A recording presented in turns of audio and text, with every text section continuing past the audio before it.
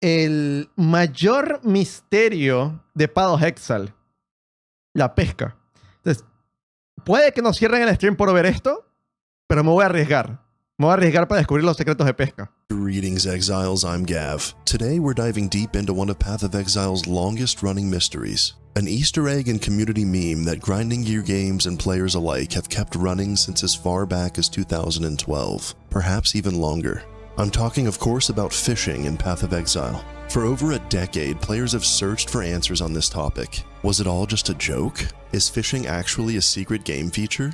Or is it a riddle that GGG never intended for us to solve? To this day, we still don't know the answer. But in today's video, we're going to cast our line deep into the historical timeline, as well as the Easter egg items involved, and the legend surrounding Path of Exile's greatest unsolved mystery. While we won't be solving this mystery ourselves, I wanted to detail as completely as I could this massive community effort in keeping this meme alive all of these years. To start, let's journey back to where it all began. Trolling to us internet folk is a term used to describe the act of deliberately attempting to upset or mislead someone online. But what many don't know is that it's also a method of fishing. Using multiple baited fishing lines attached to your ship or vessel and drawing those lines through the water. No estoy seguro si esto es verdad o me están troleando, man. At a slow and consistent speed is the nautical act of trolling for fish. One of the earliest forum threads that I could find on the subject of fishing in Path of Exile was a post titled, "Anybody catch anything good yet?" This was posted by the player Frosty Hardtop on May 10th, 2012. They stated that they had been sitting on the broken bridge for 2 hours now, catching dozens of coral sunfish and iron-toothed snagglers, but nothing really good yet. They asked for any advice that could be given to newbie anglers, but nothing really good yet. They asked for any advice that could be given to newbie anglers and requested that others share their fishing stories. Several other players chimed in immediately, telling... No, pero básicamente está diciendo de que si alguien tiene más historias acerca de la pesca, que él consiguió un montón de peces, pero quiero saber si alguien más ha conseguido una mejor forma de pescar. Frosty to talk to the old man in the forest encampment and to surf down the flooded Strand coast for a special catch. Another said that drops get better in the higher difficulty zones, with catches such as rainbow starfish and rockhide snappers. Players with no idea what these folks were talking about assumed that this was just a troll thread, while others were pleading for information on how to begin their fishing journey. More stories sprouted up about finding an NPC named Jabberjaws to start a series of quests that would steer them in the right direction. Then Chris Wilson himself chimed in on the forum thread saying, "This is a good spot, I guess." And he linked an image of his character standing next to a drowned kiwi in the Cavern of Wrath. To add fuel to the fire, GGG's UI guy at the time, Max S, replied in the same thread, stating that since a lot of folks complained about the old background image on the fishing slider, they've updated it with a newer version and were Oh my god, dude. Este es el GGG de antes. La gente no recuerda o la gente no sabe en algunos casos lo trolls que eran en GGG, man. O sea, ellos hicieron todo esto nada más para trollear a su propio público, man. Why? Because why not? La cantidad de cosas que hacía GG solamente porque, va a ser divertido, vamos a ver qué pasa. Asking for constructive feedback. O sea, Puedes parecía más un experimento social que un juego en varios momentos. An attempt to make fishing a little bit more accessible and easier to understand so that new players could get into it. The trolling and overall confusion within this thread continued in a downward spiral for months from here, but I think you get the picture. I'll have a link to this thread of over 25 pages of collective trolling in the description for those interested in reading through all of it. The veterans within the community and the developers were all in on perpetuating myths about the potential hidden minigame of fishing in Path of Exile, all in the hopes that newer players would take the bait. But the mystery didn't end there. Soon, players stumbled upon another Easter egg, an elusive creature hiding in the mudflats. Albino rhoa feathers. In late 2012, early 2013, players were beginning to find an albino rhoa monster in the mudflats. It's said that the rarity of this find is around 1 in 150 instances of the mudflats after extensive testing. The albino rhoa wasn't like other creatures in Rayclast. Instead of attacking, it would run away from players. Killing it would yield a single currency item called an albino rhoa feather. This item had seemingly no known purpose at the time, and due to the item being shrouded in mystery, players lumped it into the elaborate fishing myth almost immediately. Stories popped up of players using these feathers on their fishing. Guárdala. Si consigues 10 la puedes tradear por una caña, no, una... ¿Cómo se llama cuando lo que pones en el ganchito para atrapar a los pescados? La bait. ¿Cómo sería la...? Fuck, no sé cómo se le llama eso. Pero bueno, es esa cosa... O sea, el gusanito, el cebo, eso. Si consigues 10, lo puedes tradear por un cebo raro. No escuchas a las personas que están diciéndote que la uses en tus pescados de una vez. Ellos no saben el vendor recipe. Cabe destacar que en este momento los vendor recipes eran todo un misterio y hay varios vendor recipes que tardaron años en ser descubiertos. Años, men. Carnada eso. Stories popped up of players using these feathers on their fishing rods, which granted additional quality to the item, thus making their fishing more efficient. On April 2nd, 2013, a forum thread was started by Mender Swiftball, titled, "The Truth About Albino Rhoa Feathers."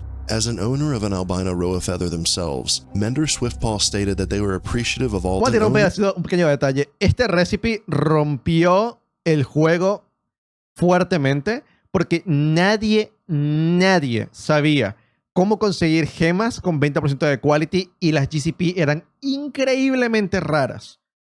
Increíblemente raras eran las GCPs. Entonces, cuando alguien descubrió que si tenías una gema nivel 20, la vendías con una GCP y te daban una nivel 1 con 20% de quality, se vendían como pan caliente, se vendían carísimos. Y estas personas lo mantuvieron por un largo tiempo sin compartir esa información, llenándose de plata. Incluso tiempo después la gente no estaba muy claro de cómo hacerlo, porque en el foro hay un grupo de gente que por supuesto estaba en el foro, pero no todo el mundo estaba en el foro, así que mucha gente no se enteró de esto sino hasta tiempo después. Of an albino rhoa feather themselves, Mender Swiftball stated that they were appreciative of all the trolling that has gone on about fishing, pet recipes, the eternal laboratory, and otherwise, but that this thread was made in an attempt to come together with the community to discover the actual use for these feathers. A few months later, open beta supporter packs offered to players in June of 2013 contained rhoa pets, in-game cosmetics, forum titles, and physical goods as well. If you purchased the Divine supporter pack or above, one of the physical items that you would receive was the Chaos Orb keychain. In a following post on the forums, Chris Wilson shared with the players that their design for the keychain was nearly finished, and he showed off their progress. Chris also mentioned in this post that there was a vendor recipe that was added to the game in closed beta that wasn't common knowledge yet, stating that he knows of only one player that currently knows this vendor recipe. ¿Viste? Mira la cosa, mira. Esto lo publicó Chris Wilson, dude. Oh, man. I miss it so much. Observé recientemente que hay un vendor recipe que se añadió en Path of Exile hace 18 meses que todavía no es conocimiento público. Y solo sé de un jugador que sabe de este recipe. Queremos hacer vendor recipes, ítems únicos y usos para el albino rhoa feathers que sean un secreto. Entonces las personas que los consigan pueden decidir si compartir esa información o quedárselos para ellos mismos.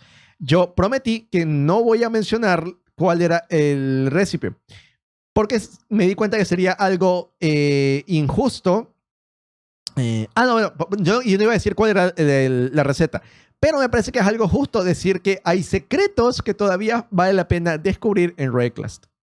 Chris further elaborated that Grinding Gear Games enjoys vendor recipes, unique items, and uses for albino rhoa feathers to be kept a secret, because this allows the players who find them to either share the information with the community or keep it for themselves for profit. He promised not to disclose what the recipe was, but this was his reminder to all exiles that there are secrets worth uncovering within Rayclast. This ignited the community once more to find a use for these mysterious feathers. Speculation and testing of theories went on for years on the forums and elsewhere after that, but they all came up empty.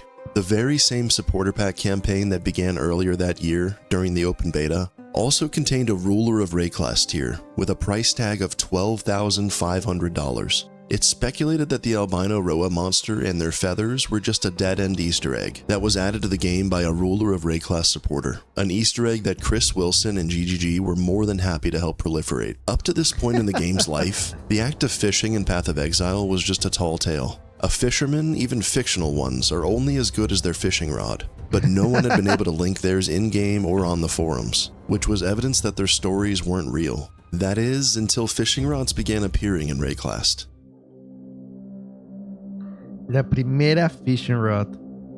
On September 6, 2013, still during the beta period of Path of Exile, a player by the name of Swordly posted to the forums describing an odd item they had received, a two-handed sword that was called a fishing rod. Video evidence was recorded that same day by another player, and Swordly linked them the item. It was called Torment Bite Fishing Rod. The stats on the item included increases to fishing line strength, a rhoa feather lure, an ezomite shell hook, and increased fishing range, modifiers that had never been seen before until now. They even met up in Lion Eye's watch, and Swordly dropped it in the trade window to further prove its existence. The item was real.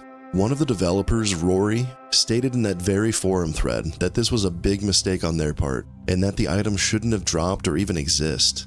Esto nunca tuvo que existir.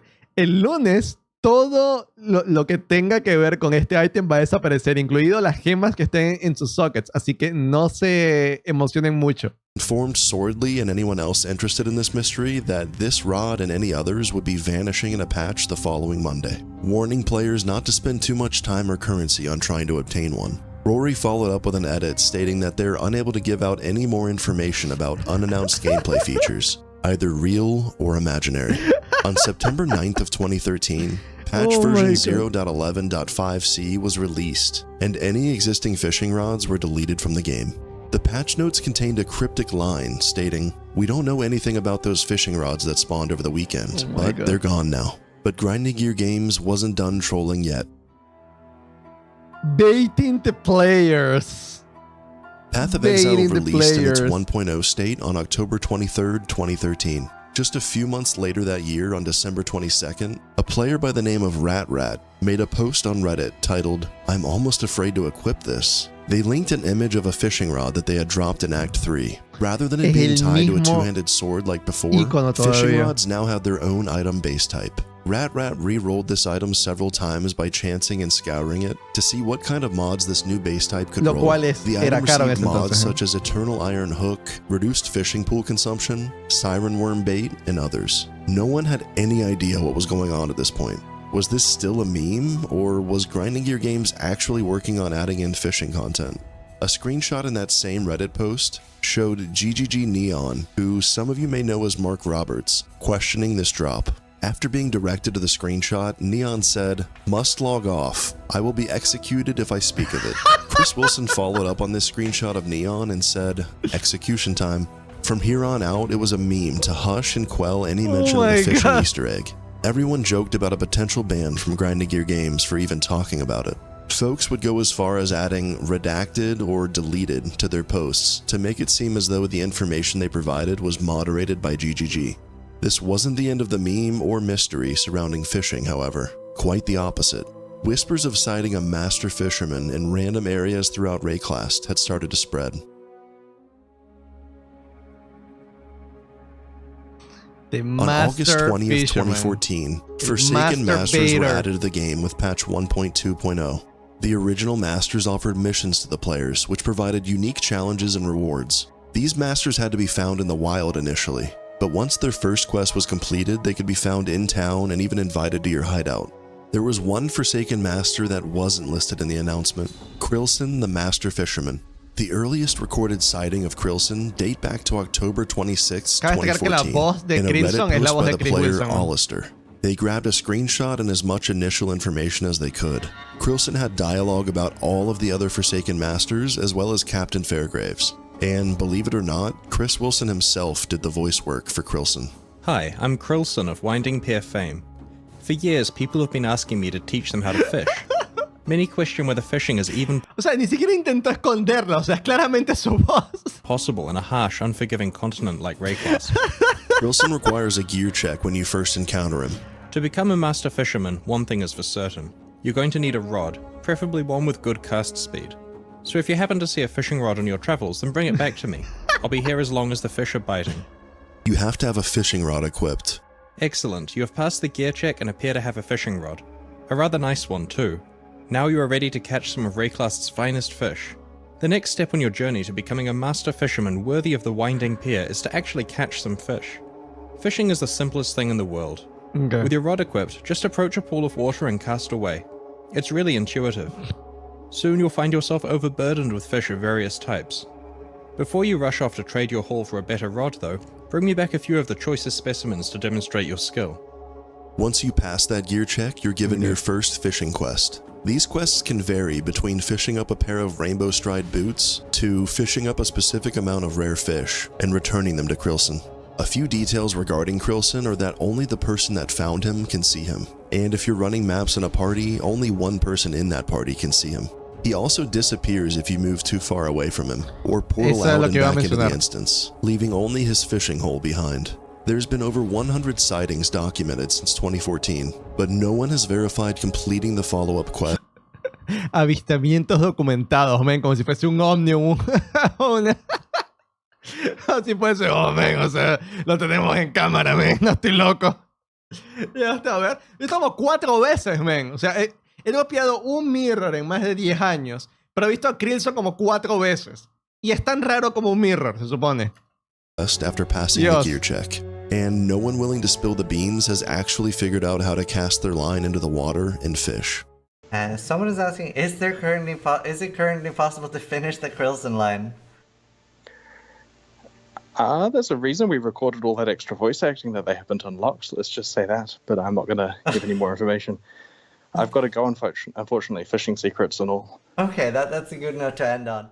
If you ever spot Krillson, consider yourself extremely lucky, as the chances are said to be as rare as dropping a mirror of Calandra.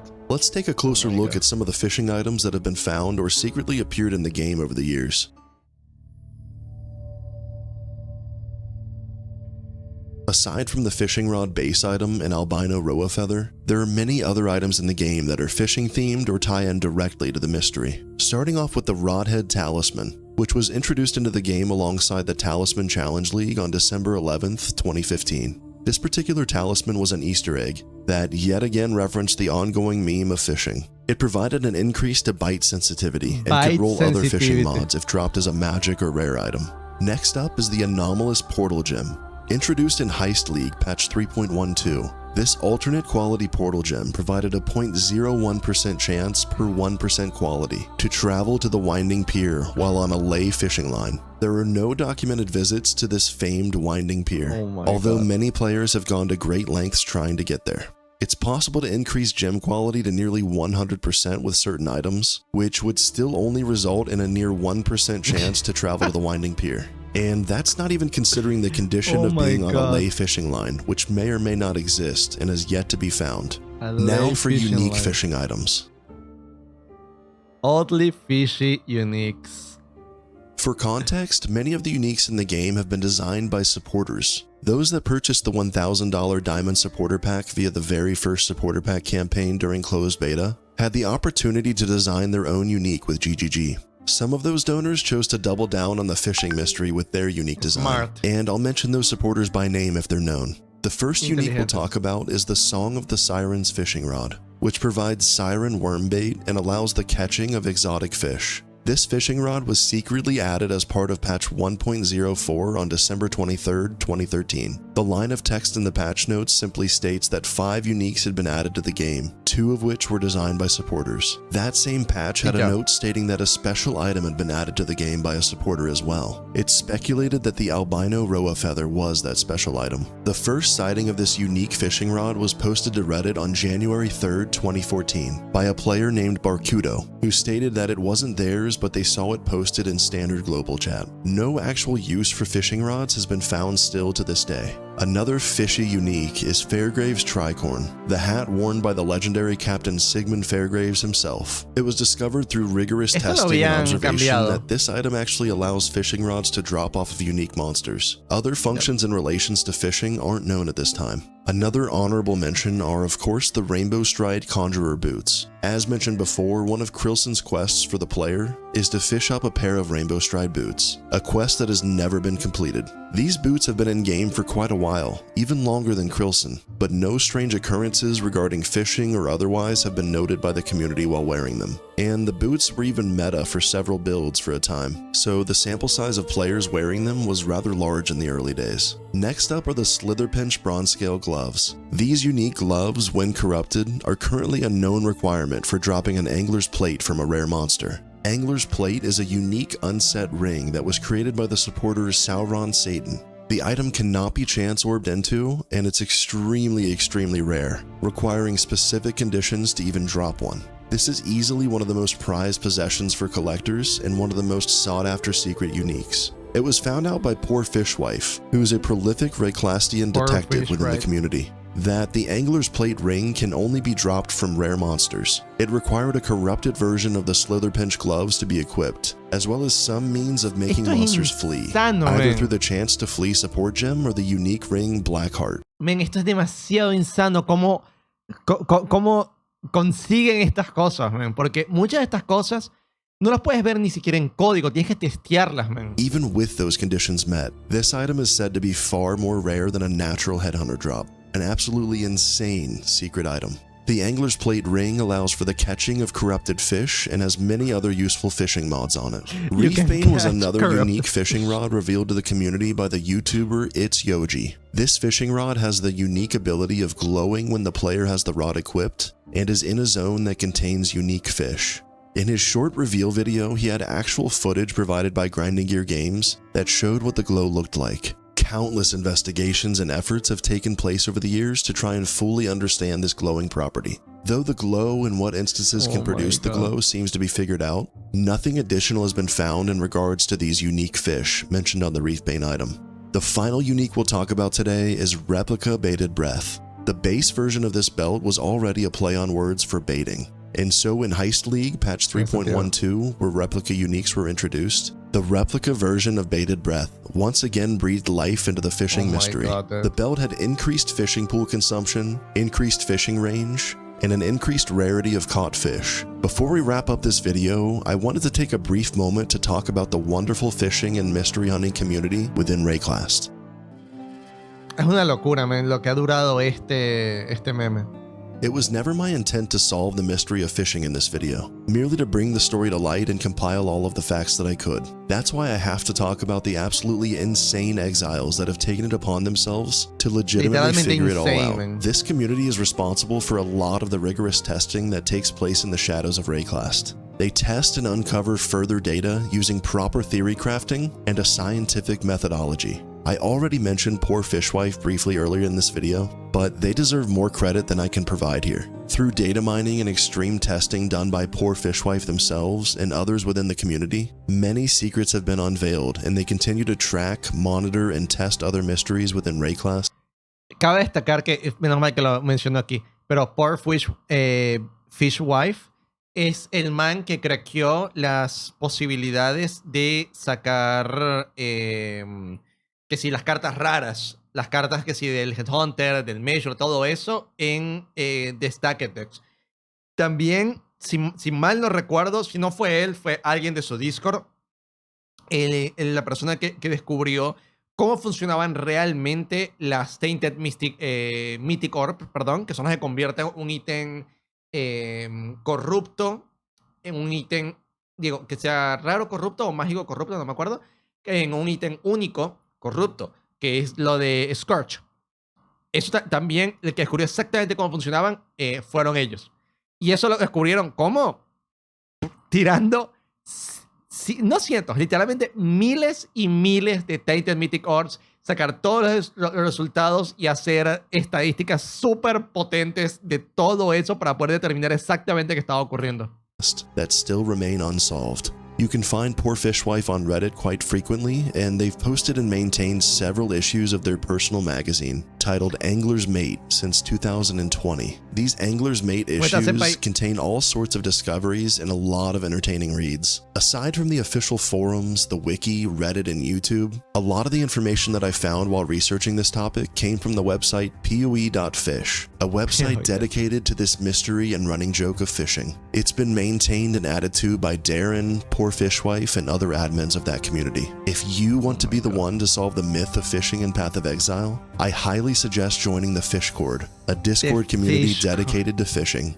Also, if you consider yourself a detective or just love finding Easter eggs and secrets in games, and you'd like to participate in the various mysteries of Rayclast, then join the Prohibited Library, a community dedicated to exactly that through the use of science and data collection. I'll have links to the POE.fish website if you'd like to go into further detail on fishing, and I'll also link both of these mentioned discords for anyone interested in getting involved. Men, es una locura. En Path of For Exile 2 those no of you hemos that visto play nada Path of todavía. Exile 2 almost exclusively, like myself at this point, an albino rhoa feather was found in Act 1 CREERLO in Path of Exile 2 on February 6th, 2025. The hunt for fish and secrets within Rayclast has carried over into the sequel. Whether you're a believer in the prospect of fishing in Path of Exile, or you just enjoy the lengths that GGG and the community has gone to prolong the joke and Easter egg, I'd love to hear from you down in the comments. Share a story about any experience you've had with fishing or any other mysteries within Rayclast that you particularly enjoy. Like the video if you liked it, subscribe to my channel for more Path of Exile 2 content and documentaries like these, and I'll see you all in the next one. Farewell. Ven, que buen video, Buen video el de Gabriel.